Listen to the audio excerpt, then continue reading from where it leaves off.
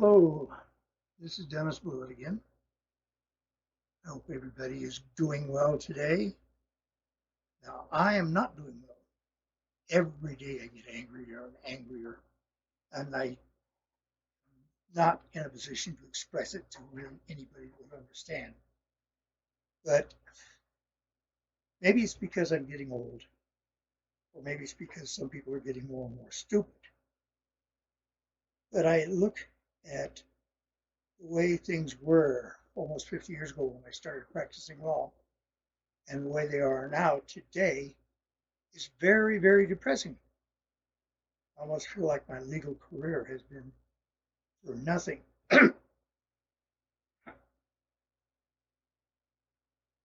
When I was in law school, the Vietnam War was going on. So politics were a prime discussion in both pro and against the war. And law school in Chicago was more particularly divided, because Mayor Daley was there. But also were a lot of other people, like Hans Morgenthau and his Committee of 1,000, and a few of these people.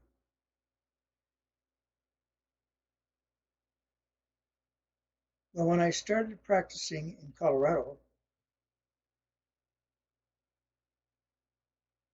I had a client, it was sort of a volunteer job, as counsel for the Head Start program here through Office of Economic Opportunity.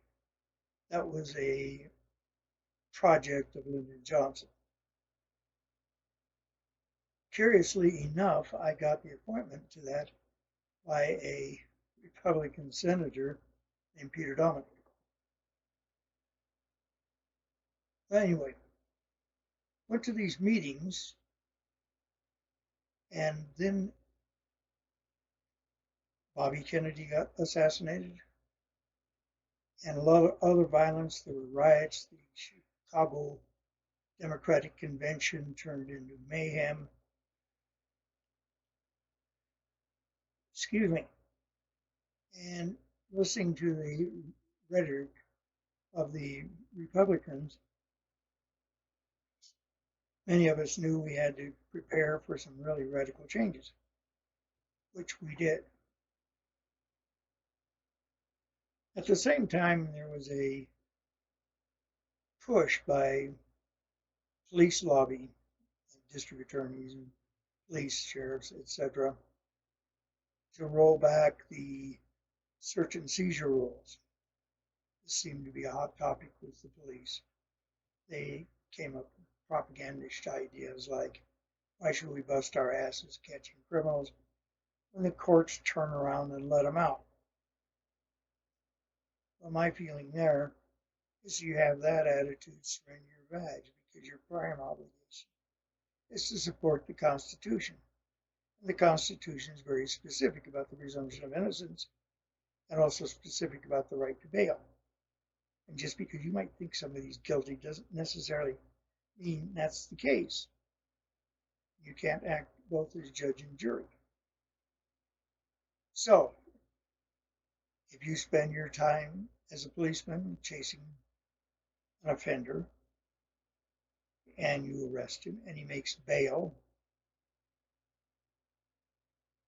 tough. Your job is to enforce the law. You're not a security guard for the community. Now, when I first started practicing, most people were admitted to bail. I remember I could go in and visit a client in the jail within a half an hour of his arrest, generally get a bond set, call a bondsman, and he'd be released 2 or 3 hours later. Now there's no way to get a client out of jail until he spends the night there, just about. A big change, and that came with Bail Reform Act. But it really wasn't a bail reform. The legislators and the politicians pulled the wool over our eyes, and they entitled the amendment as an amendment to abolish obsolete language in the Constitution. So I guess right to bail was obsolete language. I mean, it dates clear back to Magna Carta, which is 1000, so I imagine it probably is, by definition, at least ancient, but I doubt seriously if it's obsolete. Anyway, the judges jumped on that because most of them had never had clients. Their client was the district attorney's office, and they viewed the police as their clients rather than citizenry in general. So they would talk to the clients, they got to know talk to the police, they got to know the police, and they became friends with the police, and they interacted with the police. That was their whole circle of friends. And every time they would listen to the police complain about Knapp versus Ohio was the name of the case there, which applied federal guidelines to the states on searches and seizures. Now, when I was in law school,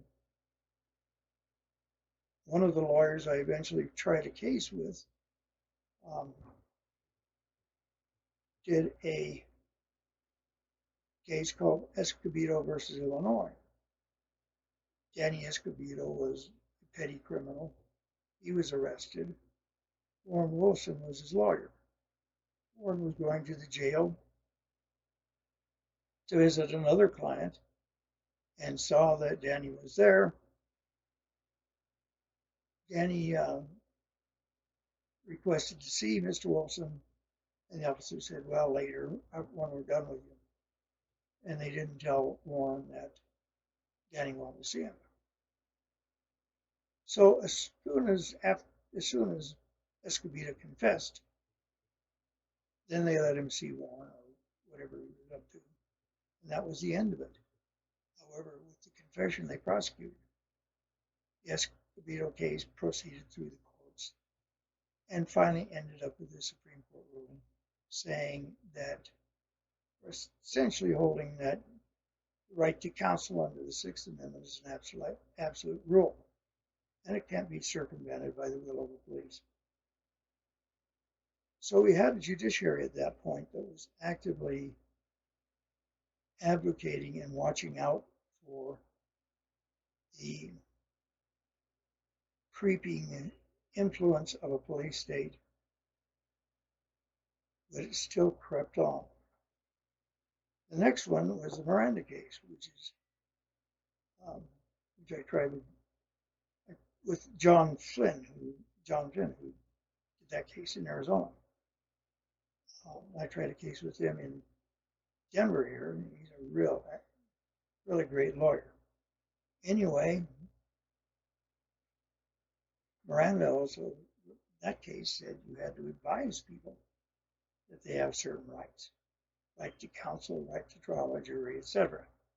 Before that, even though the police knew that they couldn't violate rights, at least under Escobedo, they were being coy about it and decided if the defendants or the arrestees don't know about it, why the hell should we tell them?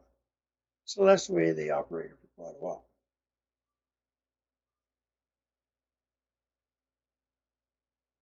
Well, one of the things that happened after I started was the election of Richard Nixon. Now, I mentioned earlier that I was attorney for the Head Start program. We figured there would be a cut in budget, so we did emergency appropriations so we had money for the next year. But our program on the drug abuse that I worked for, that I was appointed to by Dominic, was funded out of the HEW budget. When Nixon got elected, he impounded our funds and hired a person who had been our executive director and formed a brand new agency called Law Enforcement Assistance Agency. And with the stroke of a pen, the idea of treating addiction or drugs as a medical problem and as a social problem all of a sudden became a law enforcement problem. which sent us back as a civilization for several hundred years. So from now on, I'll be addressing some of the problems there that I've seen over the last 4 years. But that's about it for today. Bye.